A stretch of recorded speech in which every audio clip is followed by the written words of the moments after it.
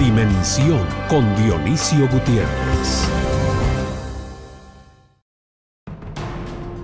Actualmente se encuentran vigentes 14 pactos colectivos en las distintas entidades del Estado. El Congreso de la República, el organismo judicial, el Ministerio Público, así como 8 de los 14 ministerios del organismo ejecutivo, entre otras instituciones, han firmado pactos colectivos que han generado una fuerte crítica en la opinión pública.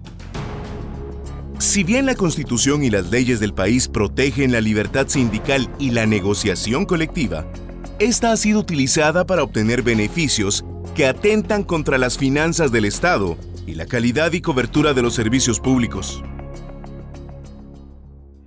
En varios de estos pactos se establecen muchos más días de vacaciones y feriados que los que establece la ley.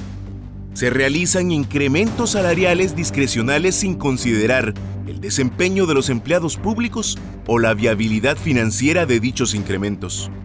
E incluso, se llegó al extremo de crear un fideicomiso para pagar las deudas de los empleados en el pacto colectivo del Ministerio de Salud. La lógica que se ha seguido en los pactos colectivos es la del saqueo y la dilapidación de los recursos públicos. Los malos sindicalistas, en contubernio con funcionarios públicos inescrupulosos, se han repartido prebendas con un alto costo para los contribuyentes. Debido a los pactos colectivos, el gasto en recursos humanos pasó de ser el 31% del presupuesto público total en 2006 a ser el 55% en el año 2016. Los incrementos salariales que contemplan algunos pactos colectivos llevarían a duplicar los salarios de los empleados públicos cada 7 años, lo cual está lejos del contexto económico y social del país. Además, los pactos colectivos han introducido una enorme distorsión en el sistema de salarios del Estado. Las remuneraciones no dependen del nivel de profesionalización, responsabilidad, riesgo y desempeño que tienen los empleados, sino de la habilidad de los sindicatos para presionar por más prebendas. Si se continúa en esta situación, el Estado contará cada vez con menos recursos para invertir en más escuelas, hospitales y carreteras. Y los impuestos solo servirán para pagar a grupos de empleados públicos que no tienen un auténtico compromiso con el país. Hoy en Dimensión, analizaremos los pactos colectivos vigentes en las distintas instituciones públicas y los cambios que se tienen que realizar para evitar que las finanzas del Estado continúen siendo dilapidadas.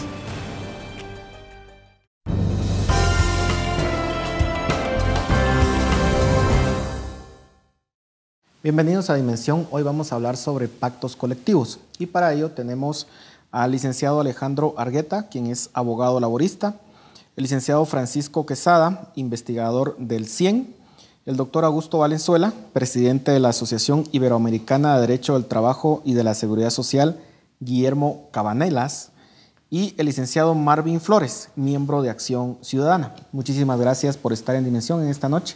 El tema de los pactos colectivos ha indignado a la ciudadanía por el hecho de que se ve como un reparto de privilegios dentro de cierto sector del gobierno. Y los pactos colectivos, digamos, están en varias instituciones del gobierno. De hecho, entiendo que son, y ustedes me corregirán, 14 los que están vigentes ahorita. Entiendo que hay de los 14 ministerios, hay 8 ministerios que tienen un pacto colectivo, hay uno en el Congreso, hay uno en el organismo judicial, hay uno, entiendo, también en migración. Digamos que está bastante, es un uso generalizado que se le ha hecho. Y hay algunos que pareciera que son más dañinos que otros.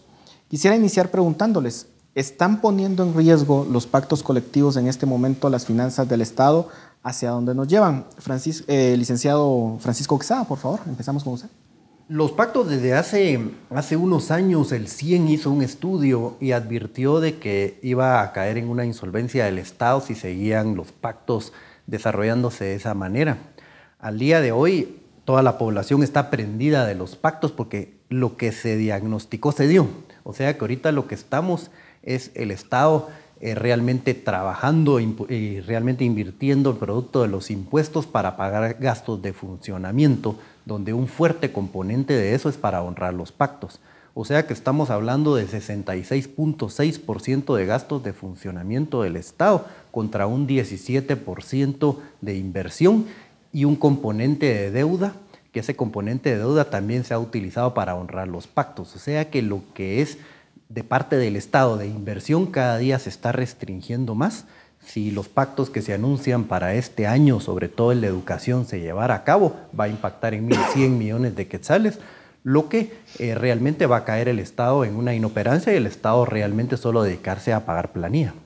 Licenciado, uno de los más cuestionados, de los pactos colectivos más cuestionados ha sido precisamente el del Ministerio de Salud junto con el del Ministerio de Educación. ¿Cuál es el estado de estos pactos? ¿El estado en qué sentido? En el sentido de por qué la ciudadanía ha sentido que estos son de los pactos más dañinos para el Estado. Bueno, mire, vamos a ver.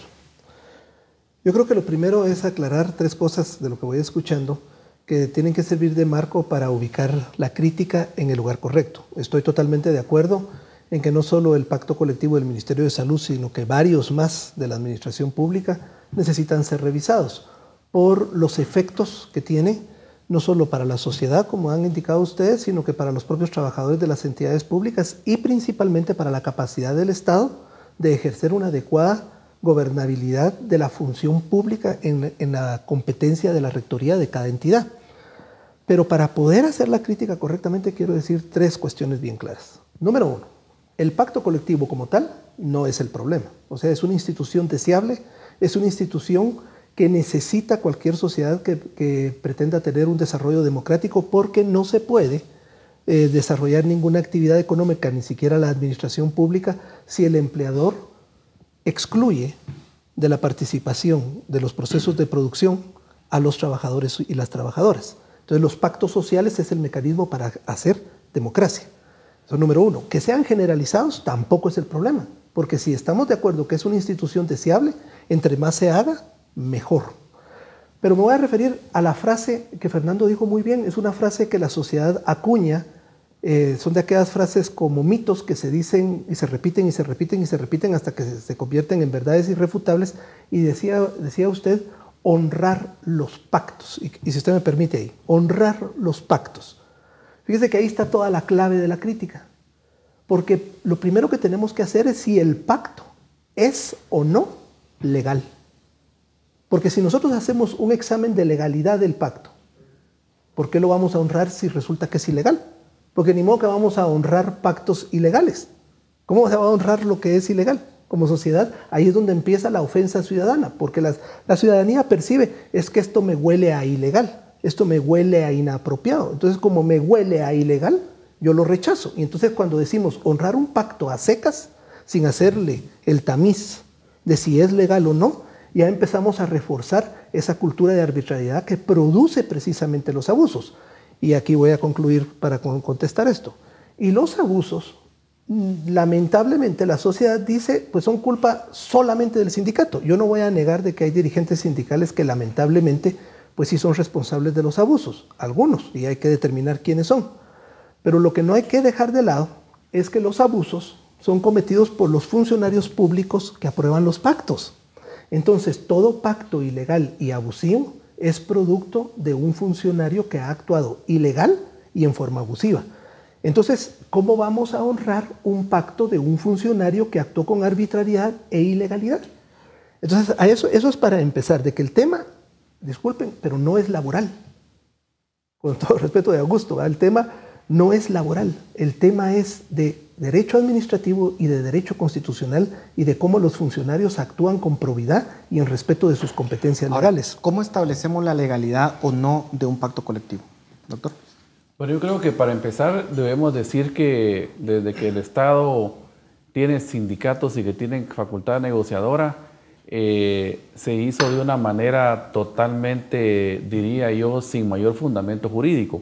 Porque desde que se emitió la Constitución del 85 y se dio esa libertad en los trabajadores del Estado, se emitió posteriormente una ley, que es la Ley de Sindicalización y Regulación de Huelga de Trabajadores del Estado, que no regula casi nada en relación a los pactos colectivos. Entonces, de alguna manera creo que también es un problema de marco normativo que regule adecuadamente las relaciones entre el Estado, sus trabajadores y sus sindicatos y, por supuesto, la negociación colectiva. Se dejó a total discreción. Tal vez no total discreción, pero sí, digamos, lo que pasa es que el esquema antes de la Constitución del 85 era que existían tribunales de trabajo que conocían conflictos del sector privado. Existían, de alguna manera, reglamentos vinculados a los pactos colectivos para el sector privado, pero que cuando ya la Constitución dio esa apertura, de alguna manera deberían haber hecho una normativa específica para el sector público, y eso no se hizo. Entonces lo que se hizo fue básicamente permitir que los conflictos colectivos que son del Estado los conocieran jueces laborales que estaban acostumbrados a la normativa solo para el sector privado. Así que yo creo que es un problema de ley y que debería en todo caso reforzarse la normativa para poder fijar reglas claras con exclusividad para el sector público en este caso, y que fije todos esos procedimientos que se dan, porque ahí ha venido precisamente esa aprobación de los funcionarios públicos sin mayores reglas del juego establecidas a nivel de la ley. Pero según entiendo, entonces, bajo esa lógica es difícil establecer la ilegalidad de un pacto colectivo. Pues yo no creo, yo creo que la ilegalidad de los pactos colectivos, porque sí suelen haber algunos que han habido abusos en contenidos, y yo veo que en la práctica muchos funcionarios públicos lo que han hecho es tener la posibilidad de hacer su gestión sin mayor oposición sindical, y por eso también han accedido, digamos, a ese tipo de arreglos que se han hecho en los pactos colectivos y que sí se han salido de la legalidad, porque para poder comprometerse en un pacto colectivo algún tema económico debería tener un respaldo financiero, y ese respaldo financiero lo da el presupuesto del Estado, y el presupuesto del Estado dice claramente la ley qué debe contener el presupuesto, y muchas cosas ni siquiera están presupuestadas. Ahí es donde empiezan los problemas, creo yo. Y yo sé que usted quiere hablar, solo le vamos a dar el tiempo al licenciado Marvin. ¿Han detectado ustedes actos de corrupción, digamos, dentro de un pacto colectivo? ¿Se puede hablar de tal cosa? Sí, yo creo que de hecho el problema, coincido con el licenciado Argueta en el sentido de que la figura no es el problema, sino la desnaturalización de la figura. Lo mismo que pasa con el fideicomiso, digamos, no es el problema la figura como tal del pacto colectivo, el problema es que se ha desnaturalizado y por supuesto que se ha prestado a actos de corrupción, es decir, creo que el caso más típico es el caso del Congreso de la República. Pero yo quisiera mencionar otro tema, y es que ese, digamos, desorden que hay en la administración pública creo que también se debe a que nuestra ley de servicio civil, por un lado tenemos el Código de Trabajo, por otro lado tenemos la ley de servicio civil, que es del año 1968, y por otro lado los pactos colectivos, es decir, lo que tenemos es una serie de dispersión de normas, y eso permite una serie de desórdenes, y en esos desórdenes se genera temas de corrupción, como todo el tema de plazas fantasmas, por ejemplo, muchas veces amparados o tratados de legalizar en la figura del pacto colectivo, con una serie de prebendas para algunos dirigentes sindicales que exceden, digamos, la capacidad financiera del Estado y que exceden las buenas prácticas en la administración pública. Muy bien, se nos terminó el tiempo en este segmento, continuamos con continuación.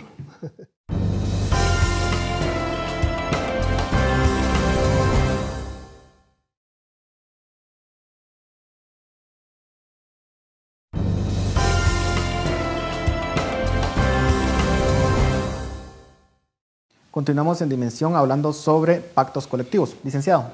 Vean, vamos a ver. Usted hacía una pregunta, Augusto, de cómo se establece la legalidad o la ilegalidad de un pacto, que salió del planteamiento de mi anterior intervención. Augusto señaló de que es un asunto de debilidad normativa. Puedo estar relativamente de acuerdo en que la legislación siempre es mejorable, y sí sería bueno mejorarla.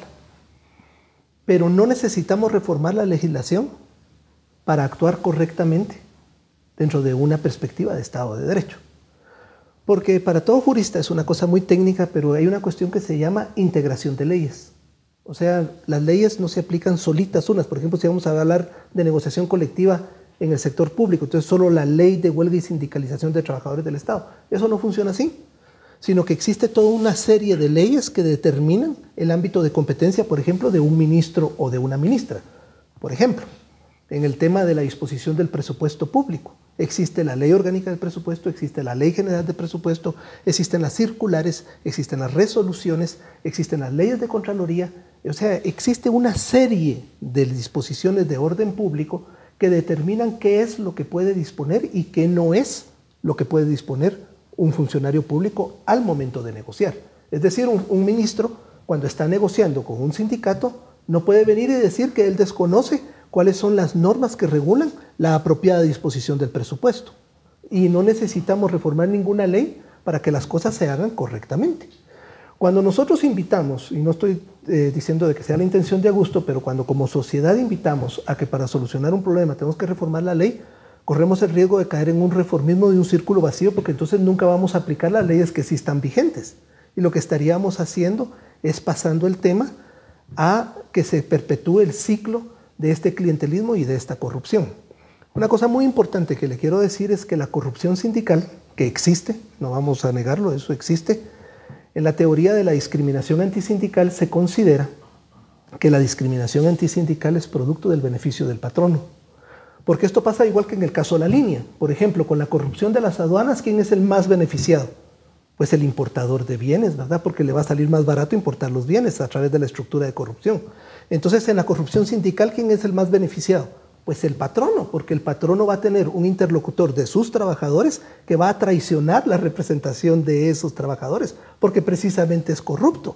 Entonces, eso es muy importante verlo, porque esto se trata de plantear el tema de una crítica al modelo en general. Pero, licenciado, o sea, no solamente a una parte. Yo puedo comprender su punto de que, bueno, la persona que está en el puesto de trabajo, o sea, en un ministro, por ejemplo, puede obtener beneficio. Claro. En dado caso, son los dos. O sea, tampoco se puede exculpar a la persona en ningún momento lo estoy exculpando. De que efectivamente, y de hecho muchas veces la amenaza puede ser, bueno, bloqueo la actividad del ministerio si es que no se accede a mis peticiones. Y de hecho, acciones de hecho, valga la redundancia, se han dado, digamos, con huelgas, con otro tipo de medidas de presión que se dan. Entonces, yo creo que tampoco podemos decir uno es menos culpable que el otro, pero... No es esa la intención. Yo cuando estoy diciendo es cuál es el esquema para abordar el problema. O sea, el problema, en otras palabras, si la sociedad no tiene la capacidad de poner en orden al Estado, no puede poner el Estado en orden a los ciudadanos. Y en esto de las vías de hecho, usted tiene toda la razón. Entonces las personas hacen las vías de hecho, pero para eso hay mecanismos legales, no necesitamos nuevas leyes para poder poner orden. Pero ¿qué problema tenemos? Que los órganos que aplican las leyes están tan prejuiciados con los temas y los modelos de arbitrariedad que entonces ratifican la realización de las medidas de hecho.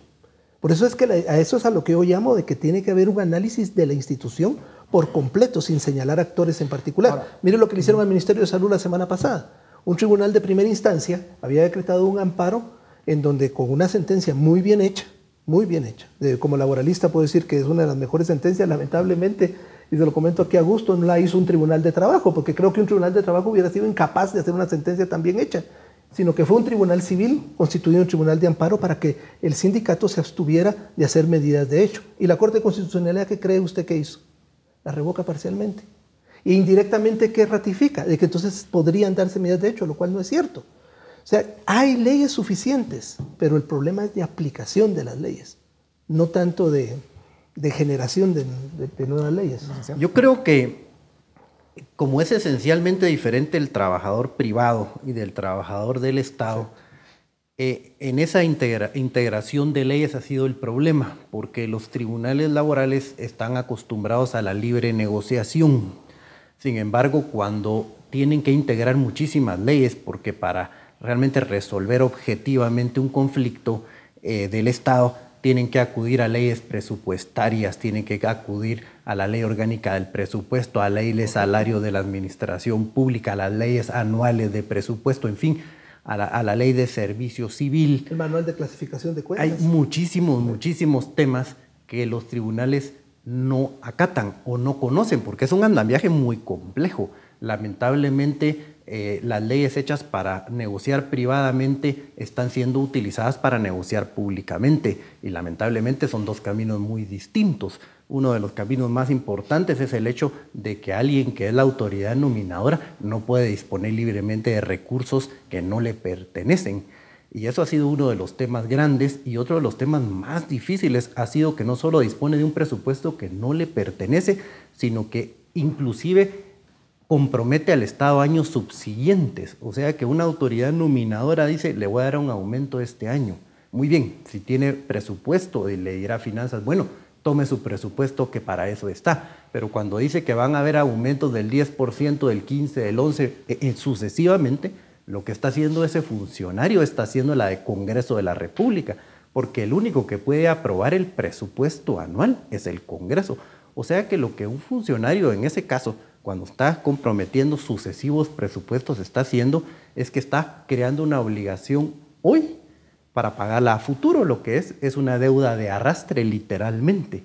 Entonces, esos son temas que el juez de trabajo no toma en cuenta. Inclusive el Ministerio de Finanzas Públicas, cuando a veces emite unas resoluciones así bastante generales donde dice, bueno, si tiene partida para pagar este aumento, este bono, hágalo, pero y las subsiguientes será responsabilidad del Congreso de la República.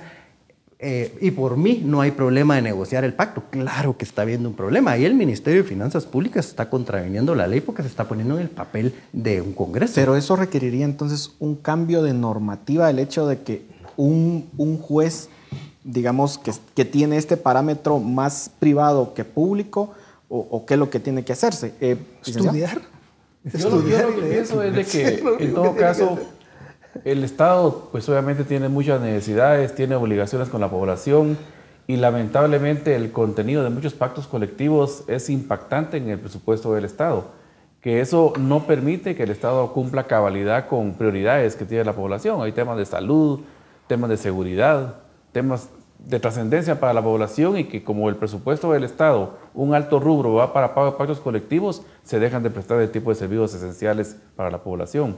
Pero yo sigo insistiendo de que lamentablemente en nuestro medio se requiere de una normativa específica y en otros países se ha dado de esa manera en el sentido de que hay normativa específica para el Estado, para que se aplique para el Estado y que todo el mundo la conozca, como para poner un marco de referencia a los funcionarios públicos y sobre esa base actuar. Por ejemplo, el Ministerio de Trabajo y Previsión Social debería modificar su reglamento de pactos colectivos que existe actualmente, porque ese fue diseñado en su momento para el sector privado, no para el sector público. Entonces, de ahí, independientemente de que haya algo en la ley de sindicalización, debería ser mucho más puntual de que hay un techo presupuestario en el Estado, que no podemos salirnos de ese techo y que los funcionarios no pueden negociar como ellos quieran en un momento determinado con toda la libertad del caso. Incluso creo que debería, a mi juicio, centralizarse en una institución única del Estado la posible negociación de pactos colectivos del Estado, porque cada ministerio, cada entidad negocia por su lado lo que puede y lo que quiere, y sin un control estatal en un momento determinado. Por ejemplo, hay cosas también que no deberían negociarse en la práctica, ¿verdad? Por ejemplo, el tema de salarios, hay una estructura de puestos, hay una serie de permisos sindicales, etcétera, que ya están en la ley y que le corresponden muchas competencias a la Oficina Nacional de Servicio Civil y que no podrían ser objeto de negociación porque eso de alguna manera rompe con todo el esquema del Estado, ¿verdad? Así que creo que sí merece apreciarse eso y buscar una forma de negociar centralizadamente, donde pudiera estar el Ministerio de Finanzas, donde podría estar la PGN, donde podría estar el Ministerio de Trabajo, por ejemplo, y que velen por los intereses también del Estado y como consecuencia de la población. ¿Qué pasa en las instituciones en donde, de hecho, fuera de cámara lo mencionábamos, existen, de hecho, diversos sindicatos? Una institución en donde hay más de un sindicato, ¿tiene que negociar el ministro con cada uno de ellos? ¿O cuál es el criterio? Con el mayoritario. Mire, ¿me permite? Sí. Sí, muchas gracias. Bueno, primero, vamos a ver otra vez, poniendo la cabeza en orden, ¿no? Mire, primero en el planteamiento del problema lo que tenemos que ver es que no debemos de ser antisindicales. O sea, Guatemala es parte del mundo, está regida por leyes internacionales, por ejemplo en el caso de la OIT, y es muy importante para Guatemala, sobre todo para su competitividad, presentarse como un Estado y una sociedad que respeta los estándares universalmente reconocidos alrededor del mundo. Eso significa respetar los derechos humanos laborales en el trabajo. Eso es una cosa básica. Entonces el problema que vamos a tener es de que el pensamiento antisindical se arraiga como la mejor forma de vivir. Y la historia lo que nos dice, sobre todo en la asesoría patronal, porque yo en este caso soy asesor patronal, cuando se reproduce la asesoría patronal antisindical, ahí es donde llegamos no solo a meternos en los grandes problemas que han imposibilitado el desarrollo del país. Le voy a poner un ejemplo. Las reinstalaciones son producto de un conflicto colectivo, de una negociación de un convenio o de un pacto. Y los juicios, según la ley, el artículo 393 del Código de Trabajo, deberían de durar no más de 15 días corridos. bajo responsabilidad de destitución del funcionario o empleado judicial que haga que eso dure 16 días. Imagínense qué ley más bonita. Nunca se ha cumplido y los emplazamientos duran entre 4, 5, 6 años. Entonces la pregunta técnica es, ¿por qué es que los emplazamientos duran tanto? Bueno, por 2 razones. Primero, por el litigio malicioso de asesores de patronos antisindicales que retrasan los procesos. Y segundo, que es la causa principal, no tanto la del abogado abusivo que retrasa los procesos, sino que la debilidad de los jueces de no poner orden ante el litigio abusivo. Si usted me pregunta como técnico, ¿pero hay leyes que le permitan a los jueces poner orden al litigio abusivo? Sobran las leyes, pero lo que no hay es el empoderamiento de la voluntad de aplicarlas. Por eso es que al final es un problema, como se dice en Estados Unidos, de enforcement, de aplicación de las leyes. Los funcionarios públicos actualmente, lo que decía Augusto, si nosotros decimos que no hay ley que diga que ellos no pueden disponer, es como aceptar de que entonces actualmente ahorita ellos pueden hacer lo que quieran, y eso no es cierto. Hay suficientes leyes. Lo voy a tener que interrumpir porque se nos ha terminado el tiempo. Continuamos en Dimensión.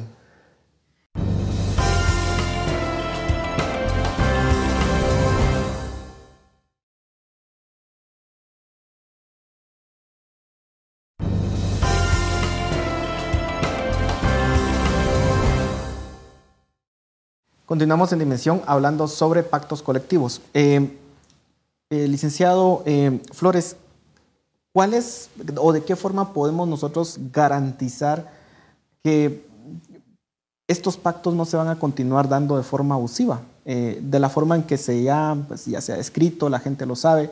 Incluso entiendo que en ciertos pactos hay incluso permisos que se les han dado a las personas para ausentarse más allá de lo que establece la ley. ¿Cómo compatibilizar eso con el tema de derechos adquiridos? ¿Se puede o no quitar ese tipo de beneficios que ya se han dado? Sí, yo creo que sí. Yo creo que aquí el papel le corresponde a la Procuraduría General de la Nación. Es decir, un principio básico en este tema de los pactos colectivos es si dañan o no los intereses del Estado. Y los intereses del Estado estamos hablando de la mayoría. Es decir, cuando se lastima un presupuesto de una institución pública donde se destina una gran cantidad para funcionamiento y se va en detrimento de la inversión, ahí evidentemente hay un daño a la ciudadanía en general. Yo creo que la Procuraduría General de la Nación es quien tiene la responsabilidad como abogado del Estado en este momento de revisar todos los pactos colectivos que no cumplan, cuando menos, con el principio de capacidad presupuestaria o capacidad financiera del Estado. Creo que eso es lo básico. Y lo otro, eliminar una serie de prebendas que existen, bonos de antigüedad que automáticamente se incrementan, digamos, cada 5 años, por ejemplo, una serie de permisos. Y hay que recordar, por ejemplo, que en el caso incluso del Partido Patriota, cuando estuvo, pues, evidentemente en el poder, en el Ejecutivo, negoció incluso con centrales sindicales a cambio de apoyo político, ¿verdad? Lo vimos en manifestaciones, lo vimos en bloqueos al Congreso de la República cuando querían que no pasara una ley, que no interpelaran a un ministro, cuando querían bloquear algo. Entonces, digamos, se ha convertido esa figura también en un instrumento de negociación política entre el patrono, en este caso en el Estado, con grupos que terminan funcionando como, digamos, cuerpos de respaldo político a determinada facción política o partido. Pero voy a plantear otro tema, digamos, el hecho de que cuando estamos hablando en pactos en iniciativa privada, el techo, si se quiere ver así, de la negociación es la viabilidad de la empresa. ¿Qué tanto, pues, es sostenible, digamos, qué tanto se da la productividad del trabajador y las utilidades hasta donde puedan llegar? El problema con el Estado es de que un incremento del 5% puede considerarse nocivo o no, de 10% puede considerarse nocivo o no, porque de alguna forma lo que hemos visto hasta el momento es de que los incrementos que se pueden estar dando son después suplidos por, ya sea que se saque de otra institución para poder cumplir con eso. Entonces alguien puede argumentar y decir, mire, pues al final no hay tal cosa de poner en peligro la viabilidad financiera de esa institución porque se logró suplir, por una parte. Y por otra parte, ¿cómo poder pensar que, por ejemplo, una secretaria en el Congreso que puede hacer la misma labor que una secretaria, por ejemplo, en el Ministerio de Educación o en algún otro ministerio, tenga una disparidad tan alta en sus salarios, y cómo estos pactos colectivos de hecho distorsionan o pueden llegar a distorsionar digamos, la igualdad, si se quiere ver de esta forma, en cuanto a igual remuneración, a igual trabajo. ¿Quién quiere responder? Tal vez en ese punto yo creo que ahí sí definitivamente que hay una total desigualdad salarial en el Estado cuando existen pactos colectivos. De alguna manera todos estamos de acuerdo que los pactos colectivos son para mejorar las condiciones mínimas de los trabajadores, nadie se opone a eso. Sin embargo, de alguna manera se han habido esas negociaciones abusivas en el Estado, como la que usted menciona, ¿verdad? En cuanto a una secretaria que gana 25,000 quetzales o un consejero que gana 30,000 quetzales y profesionales en otros niveles, como por ejemplo, puede ser el Ministerio de Salud Pública, por ejemplo, un médico que está ahí casi que 24 horas en atención a sus pacientes, tal vez gana menos que ellos, ¿verdad? Entonces ahí no hay coherencia en eso. Yo creo que ahí sí debería, en todo caso, por eso dije en el segmento anterior, que pudiéramos pensar en que los techos salariales los debería el Estado a través de las instituciones que correspondan. Entre ellas debería estar, pues obviamente, el Ministerio de Finanzas, la Oficina de Servicio Civil, y que esos temas no deberían salirse de los techos presupuestarios del Estado. Bien se decía, en el tema del sector privado es diferente, ¿verdad? Porque no hay un techo, no hay una limitación.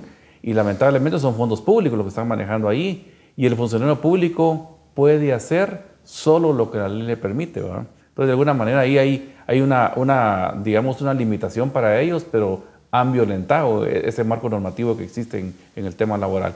Y por otro lado, cuando usted se refería al tema de los conflictos colectivos y los sindicatos en el Estado, hay que tomar en cuenta, y Alejandro lo decía muy bien, en cuanto a los plazos que están en la ley para resolver un conflicto colectivo, pero lamentablemente en la práctica lo que ha pasado es que hay muchos conflictos colectivos que son ilegítimos.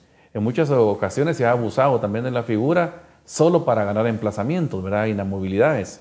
Y eso también, digamos, no es un conflicto colectivo legítimo. Yo creo que los plazos legales deberían cumplirse, para eso están. Sin embargo, los tribunales laborales se han saturado de todos los conflictos colectivos, y especialmente cuando hay cambio de gobierno, ¿verdad? En el último mes la última semana de diciembre, los tribunales se llenan de expedientes judiciales porque quieren ganar inamovilidades. Entonces no es un conflicto colectivo verdadero. Si los que son verdaderos deberían darle el trámite legal y cumplir con los plazos legales que están.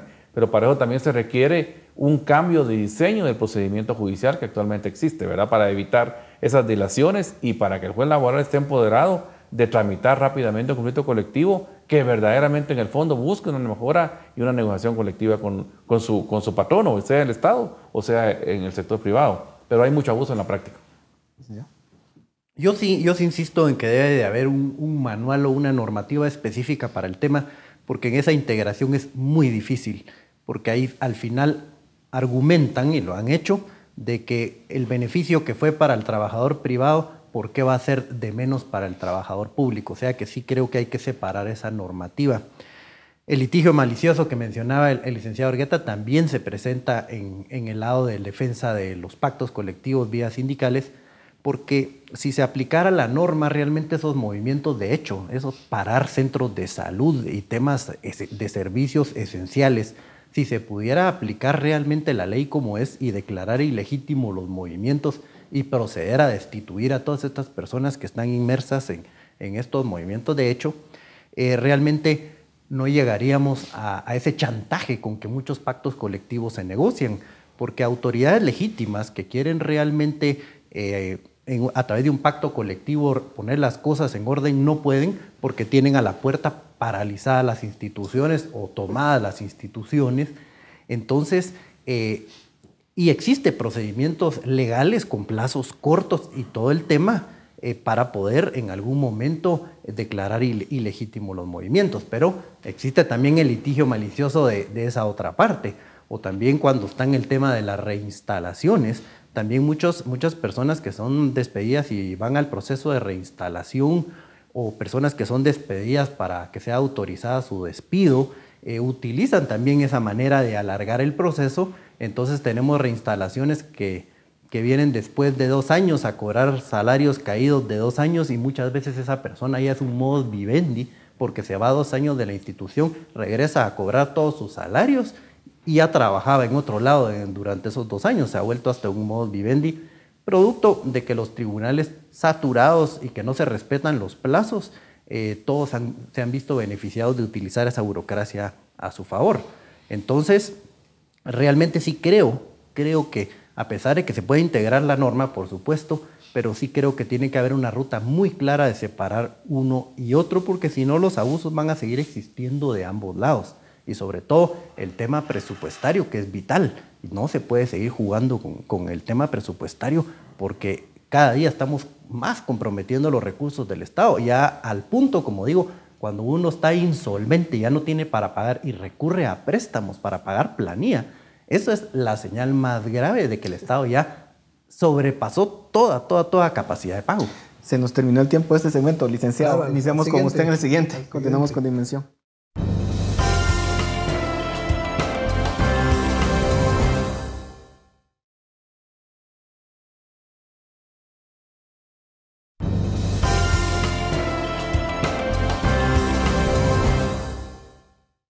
Llegamos al último segmento del programa de esta noche. Licenciado, iniciamos con usted. Para responder su pregunta, el segmento anterior, mire, y tomando las opiniones de mis compañeros que me antecedieron en la palabra, el mejor ejemplo es el laudo arbitral que hemos comentado en otras ocasiones, el laudo arbitral que los tribunales de trabajo emitieron en contra del Estado de Guatemala con el Ministerio de Salud Pública, en donde se establece una obligación del Estado de crear un fideicomiso de 10 millones de quetzales para pagar las deudas personales de los trabajadores y un aumento de 1,000 quetzales para todos los trabajadores. Y algunas otras cosas que por tiempo me las voy a reservar. Entonces, fíjese que el asunto es que el tema del fideicomiso para pagar deudas personales, ese creo que cae de su peso. A cualquier persona dice, pero ¿cómo le van a pagar las deudas personales con fondos públicos? No creo que haya mucho que decir ahí de la barbaridad que cometió el tribunal. No, mire, son tribunales de equidad, o sea, que están integrados por un juez que es un abogado. Déjeme decirle una cuestión, yo fui el profesor de la Escuela de Estudios Judiciales, yo era el profesor de los jueces de primera instancia y de los magistrados, cuando ya hace más de 18 años, creo yo. Entonces yo le puedo asegurar que los jueces están sobrecapacitados. Por ejemplo, si vamos a hablar que si puede un juez, imagínense, si puede un juez o no en Guatemala, sea de primera instancia o magistrado, de Corte Suprema o de Corte de Constitucionalidad, hacer una operación de integración de la ley, eso es una cosa, pero es como que yo pregunte si un ingeniero civil para hacer el diseño de un puente puede hacer una suma aritmética de 2 más 2, ¿verdad? Eso más o menos poner el país en el sistema de justicia a ese nivel. Yo le puedo asegurar como ex profesor de la Escuela de Estudios Judiciales que están sobrecapacitados. Entonces, volviendo a esa idea, pues sí, dictaron una sentencia, estos jueces sobrecapacitados dictan una sentencia de este tipo, con un representante del sector empleador y con un representante de los trabajadores. Imagínense qué barbaridad, los tres firman y dicen que sí. Entonces lo del fideicomiso, como le decía, para los préstamos personales cae de su peso. Ahora, lo del aumento sí es más complejo. ¿Por qué razón? Y la ministra de Salud, Lucrecia Hernández Maca, ha sido muy clara en todas sus intervenciones públicas de que ella reconoce la necesidad de reivindicar y dignificar a los trabajadores y trabajadoras del ministerio para que tengan salarios que verdaderamente los dignifiquen para realizar un buen servicio público, reconociendo de que los salarios en su mayoría pues están inapropiadamente bajos. Ese es un problema que hay que resolverlos, pero no con este tipo de soluciones. ¿Por qué razón? Primero, por lo que usted dijo, porque una decisión arbitraria así de poner 1,000 quetzales a todas las series de los puestos sin haber tomado en cuenta las disposiciones legales de la Ley de Salarios en la Administración Pública, que dicen que todos los pasos salariales deben de ser por capacidad, por rendimiento y por eficacia del servidor, o sea que no se aumente el salario de la Administración Pública así nomás por nomás, sino que hay principios que hay que respetar. Usted me dirá, ¿y esa ley desde cuándo está vigente? Desde los años 70. ¿Cómo va a ser posible que no la apliquemos? Entonces el tribunal declara el aumento sin tomar en cuenta los principios que la ley de salario establece y el plan anual de salarios para poder realizar esos aumentos. Vuelvo al tema con el que iniciamos el programa. El asunto es, con todo respeto para el sector judicial, es que las autoridades pues tienen primero que estudiar, tienen que leer y tercero, lo más importante, ponerse a la altura de los acontecimientos del país, que es dejar las posiciones ideológicas radicalizadas como enfoque de análisis y fijarse en la estructura de las instituciones, que en las leyes, aunque coincido que pueden ser mejoradas y deben de ser mejoradas, pero con lo que tenemos ahorita, podríamos cambiar el país si tuviéramos una capacidad de aplicación de la ley diferente. Yo sí vuelvo un poco al tema que, digamos, que ese desorden en la administración pública, yo creo que sí es también un tema de normas, es decir, los pactos colectivos creo que han proliferado porque tenemos una ley de servicio civil totalmente deficiente y dispersa.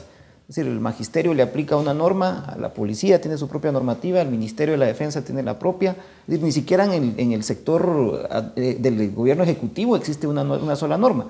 Tenemos un grave problema con el tema de las municipalidades, por ejemplo. Es decir, hay una propia ley de servicio civil municipal, otra para el Congreso, etcétera, otra que aplica en la SAT, etcétera. En el caso de las municipalidades hay un tema financiero grave ahorita y cada día se complejiza más, que es cómo el alcalde negocia con el resto de la corporación municipal y se aprueban las dietas, por ejemplo. Eso está generando que ahora por una sesión en un consejo municipal paguen una dieta hasta de 3,000 quetzales. Sesionan 2 o 3 veces a la semana, al mes estamos hablando de una cantidad enorme de recursos que se destinan en esa vía, que es un mecanismo de negociación política para evitar la oposición dentro del consejo municipal, digamos. Entonces, yo creo que los parámetros para el tema de los pactos colectivos pueden existir. Digamos, una es la tasa de inflación anual, básicamente, y el otro el costo de la canasta básica vital y la canasta básica, que evidentemente hay una gran brecha entre ambos temas, pero creo que son parámetros que se pueden tomar. Bueno, algunos funcionarios públicos están ganando muchísimo, 5, 6 veces más que la canasta básica claro, vital. por supuesto, pero lo increíble es que lo que decían, por ejemplo, acá los colegas, que un médico muchas veces que está pues, a tiempo completo, sin insumos, etcétera, tiene un salario mucho menos que incluso que un maestro, por ejemplo. O qué pasa con el tema de la policía, por ejemplo, con todos los riesgos que causan, si tienen algún tipo de seguro, etcétera. Y yo insisto que el tema de la ley de servicio civil sí se vuelve una camisa de fuerza, porque tenemos un ministro o una ministra de repente que gana menos que un asesor, que un propio asesor de él, porque el asesor es 029, está fuera del tema de la ley de servicio civil, pero el ministro está bajo el esquema de esa ley de servicio civil que no te permite ni la evaluación del desempeño, ni una carrera del servidor o funcionario y empleado público, por ejemplo, entre otras cosas. Ahora, nos quedan 5 minutos nada más y les quisiera plantear 2 cosas. Uno, debería haber responsabilidad penal por aquellos funcionarios que han firmado estos pactos colectivos. Y 2, ¿quién inicia este proceso de, si lo quieren ver así, de cambio en cuanto a la forma en que se ha llevado esto? Porque esto no es reciente, esto lo venimos discutiendo desde hace muchos años, y lo único que vemos nosotros como ciudadanos y como contribuyentes es que nuestros recursos que deberían de servir para salud, educación y todo lo que ya sabemos, se van en este tipo de actos de corrupción que se podrían llamar como tales. Nos quedan 5 minutos. Pues yo creo que el tema de responsabilidad indudablemente que existe. Las leyes están vigentes, no las han cumplido a cabalidad. El techo presupuestario del Estado pues, nos dice hasta dónde podemos llegar. Sin embargo, en la práctica muchas veces se compromete, y ya se dijo acá, el siguiente presupuesto, ¿verdad? Negociamos, pero sujeto a que lo incluya en el siguiente presupuesto del año siguiente. Entonces creo que ahí hay mucha responsabilidad, no solo en el funcionario que se excede de sus facultades al comprometer fondos del Estado en pro de un pacto colectivo, sino también de las autoridades del Ministerio de Trabajo, porque de alguna manera han venido aprobando pactos colectivos sin el soporte necesario, ¿verdad? Léase un dictamen fehaciente de la Dirección Técnica del Presupuesto, un dictamen favorable de la Oficina de Servicio Civil, y a quien que le corresponde ejercer esas acciones, pues es obviamente el representante del Estado, el abogado del Estado, que es la Procuraduría General de la Nación, que de hecho entiendo que ya algo han estado haciendo al respecto, pero no con todo el énfasis que deberían hacerlo. Así que yo creo que le corresponde a la PGN tomar acción en el tema y buscar mecanismos legales para también limitar los contenidos de pactos colectivos que se salen del marco de referencia que debe darse en esto, ¿verdad? Así que yo creo que hay que iniciar acciones legales para ello. Yo creo que sí tienen que haber acciones legales, por supuesto que no solo sobre el funcionario, el empleador, sino que deben haber también responsabilidades compartidas. Por ejemplo, ¿dónde está el Ministerio de Trabajo homologando el pacto cuando era notoriamente ilegal? ¿Dónde está la responsabilidad de los líderes sindicales que negociaron un pacto sabiendo que tenían paralizada una institución que daba un servicio público esencial? E inclusive hay que llegar a los tribunales arbitrales, hay que llegar a los jueces, porque muchas veces los jueces están resolviendo un pacto de manera favorable porque ellos a su vez están siendo favorecidos por un pacto. Recordemos ese tema de que inclusive magistrados de la Corte Suprema de Justicia se han ido indemnizando cada vez que salen. Ellos tienen su propio amparándose en su pacto. Entonces ellos se han convertido en jueces y parte. Entonces sí deben haber responsabilidades, pero sí responsabilidades compartidas. Licenciado, el último No, minuto. pues es breve. Mire, es una muy buena pregunta y la respuesta definitivamente es sí, aunque quiero expresarla con mayor propiedad y un poco más amplio. Y aquí sí voy a hablar, hasta va a ir un poco petulante, pero desde la experiencia práctica y personal. O sea, el equipo de la ministra de Salud, Lucrecia Hernández Mac, junto con la Procuradora General de la Nación, la licenciada Anabela Morfín, ambos equipos jurídicos, somos 4 abogados, 2 del Ministerio y 2 de la PGN, participamos en el juicio ordinario que planteó el sindicato y donde le corren audiencia al Estado para que conteste, y contestamos planteando la nulidad de las cláusulas que consideramos totalmente abusivas y nulas. O sea que creo que es la primera vez en la historia que no solamente decimos que hay que hacerlo, sino que lo estamos haciendo. Y lo estamos haciendo trabajando con equipo en esta experiencia, creo que bastante bien. Y la PGN y nosotros, o sea, el Estado de Guatemala, en la contestación de demanda pidió al tribunal que si se declara con lugar la nulidad del pacto, se certifique lo conducente contra las personas que resulten responsables. Y si usted me pregunta técnicamente qué personas podrían ser responsables, pues desde los funcionarios y empleados públicos que operacionalizaron este daño al patrimonio público, como también la colusión o asociación de los propios sindicalistas, si es que se demuestra que están asociados con esta actitud, porque lo que usted plantea de los alcaldes, estos son crímenes, ¿verdad? Entonces, claro que tienen que haber responsabilidades. Lo que esperamos es que no solamente suceda en el Ministerio de Salud, sino que también se haga con el resto de Eso depende de la pactos. Ciudadanía, que lo exija. Y ojalá que lo exijamos. Ya que hay funcionarios que han tomado y que han depositado en nosotros la confianza para dar ese paso hacia adelante, es muy importante que la ciudadanía lo exija sin ser antisindicales. Porque si no, entonces ahí ya perdimos. Pues desde este programa, pues obviamente se ha exigido. Así que muchísimas gracias por su participación, sus aportes. A ustedes muchas gracias por su atención. Ahora los dejamos con Dimensión Redes.